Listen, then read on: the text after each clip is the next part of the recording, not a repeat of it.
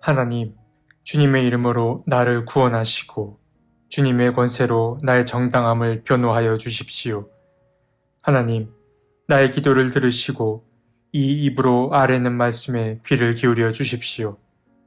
무법자들이 일어나 나를 치며 폭력배들이 내 목숨을 노립니다. 그들은 하나같이 하나님을 안중에도 두지 않는 자들입니다. 그러나 하나님은 나를 돕는 분이시며 주님은 내게 힘을 북돋우어 주는 분이시다. 원수가 나에게 악한 짓을 하였으니 주님이 내 원수를 갚아주실 것이다.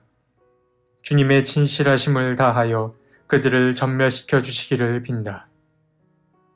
내가 즐거운 마음으로 주님께 제물을 드립니다. 주님, 내가 주님의 선하신 이름에 감사를 드립니다. 주님이 나를 모든 재난에서 건져주셨으며 나의 이 눈으로 원수들의 멸망을 보았기 때문입니다.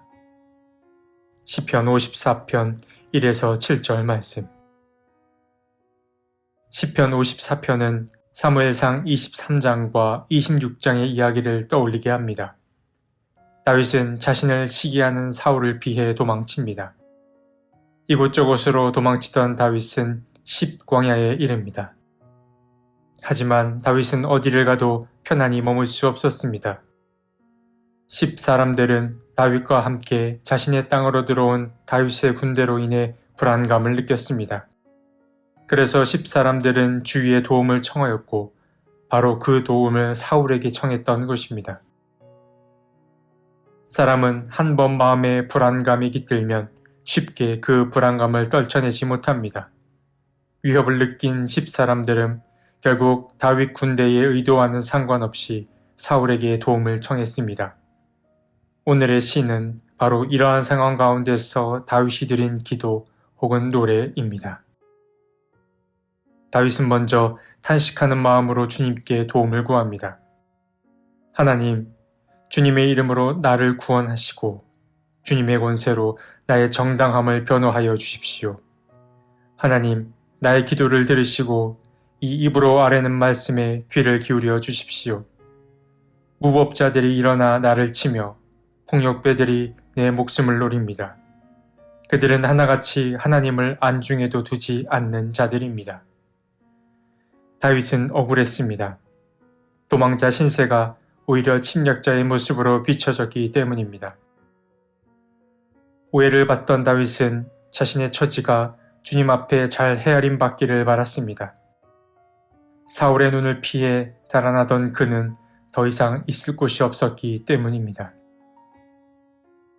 그런데 4절로 넘어가면 다윗의 탄식이 오히려 확신으로 바뀐 것을 알 수 있습니다.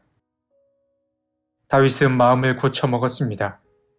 그는 자신의 지난 시절을 떠올려 보았습니다. 그러자 지금까지 함께 하신 하나님께서 앞으로도 함께 하실 거라는 확신이 들었습니다. 그래서 그는 다음과 같은 고백이 입에서 흘러나왔습니다. 그러나 하나님은 나를 돕는 분이시며 주님은 내게 힘을 북돋우어 주시는 분이시다. 원수가 나에게 악한 짓을 하였으니 주님이 내 원수를 갚아주실 것이다. 주님의 진실하심을 다하여 그들을 전멸시켜 주시기를 빈다. 다윗은 위태로운 상황 때문에 잠시 흔들렸던 자신의 믿음을 돌아봤습니다. 그리고 그 불안감이 하나님을 믿지 못하는 의심에서 온 것임을 깨달았습니다. 아주 어릴 적 바닷가에서 놀았던 일이 생각납니다. 지금 생각하면 매우 얕은 물가였는데 그곳에서 놀다가 잠시 발을 헛디뎌 넘어진 적이 있었습니다. 순간 발이 땅에 닿지 않자 불안감이 엄습해왔고 찰나이지만 그 순간 죽을 수도 있다는 생각이 들었습니다. 차분히 발을 뻗어서 그 자리에 섰으면 됐을 텐데 불안감과 당혹감 때문에 계속 허둥대기만 했습니다. 물론 구원자 같은 부모님 손길 덕에 다시 일어서긴 했습니다만 어린 시절 그날의 기억이 아직까지 생생하게 그려집니다. 몸을 입고 살아가는 우리는 근심과 염려로부터 자유하기가 어렵습니다. 하지만 우리가 붙들고 사는 근심과 걱정이라는 것이 사실 일어나지 않은 것이 대부분입니다.